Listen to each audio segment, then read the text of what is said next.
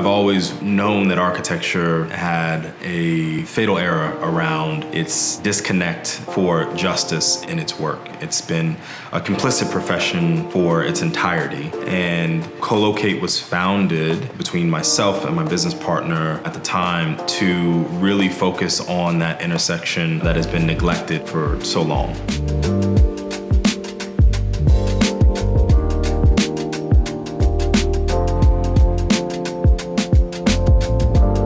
I've been interested in being an architect since I was about 7 years old. My family moved to Sicily for about 3 years, and so when I moved back from Sicily to Trenton, New Jersey when I was about 10, 11 years old, we moved in with my grandmother for a little while, and the first thing you notice is the complete dissonance between the spaces and places in Sicily versus the streets of Trenton, New Jersey.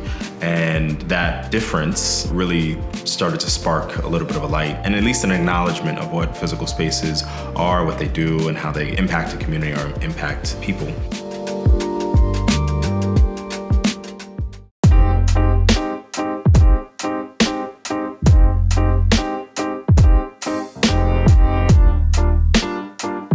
We are a design justice practice that focuses on civic, communal, and cultural spaces. And we really try to do that through the lens of racial justice, really working on the ways in which design justice can be imbued into the physical environment around us.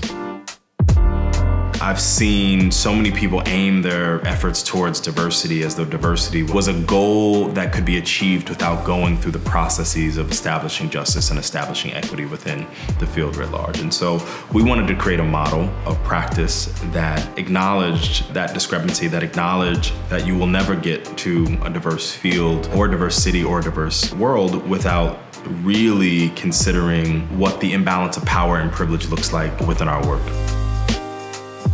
My favorite part is introducing communities that are historically disinherited from the design process into the core of that design process and making sure the power is redistributed into our collective community's hands in order to determine our physical spaces.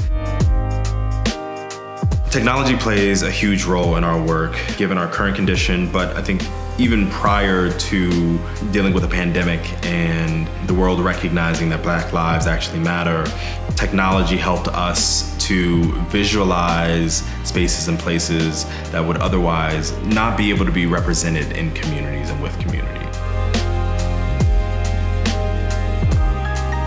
The Defrag House is a part of a larger series of projects called the Storya Project. Now, the Storya Project is a series of civic pavilions that are being placed across New Orleans and other cities across the country that are designed to hold and capture the kind of cultural narratives of a place and to honor the stories of communities that have, again, historically been disenfranchised, disinherited from the processes of creating and holding their communities together.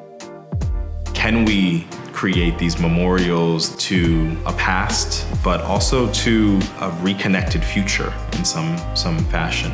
And so the Defrag House falls within that context. We have designed a space that serves as both a gallery space so that people can kind of come and see and honor those stories, as well as an assembly space that can be put together as a building that allows for people to congregate in community. This work has been extremely affected by the events of the last 5 months. The pandemic really hits hard in New Orleans. That makes it difficult, but it also forces us to renegotiate how we are in community with people. It's the reason that we still come to the office sometimes, because we still have connections to the people on the block.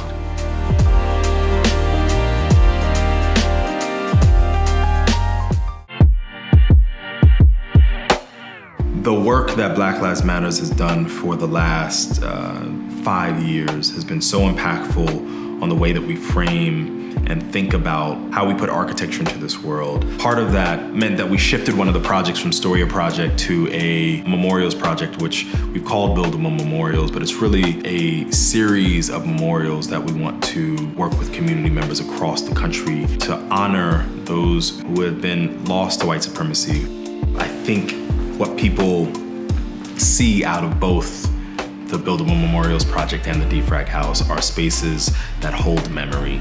And I hope that that's what they continue to do. They give us vessels for remembering those who we've lost to police violence, those who we've lost to racial violence at large, the lands that we have lost or have been ceded in some capacity. My hope is that these projects are representative of a process and a set of outcomes that are seeking radical justice in the physical environment and allowing us the space to dream beyond what we currently hold to be true in practice.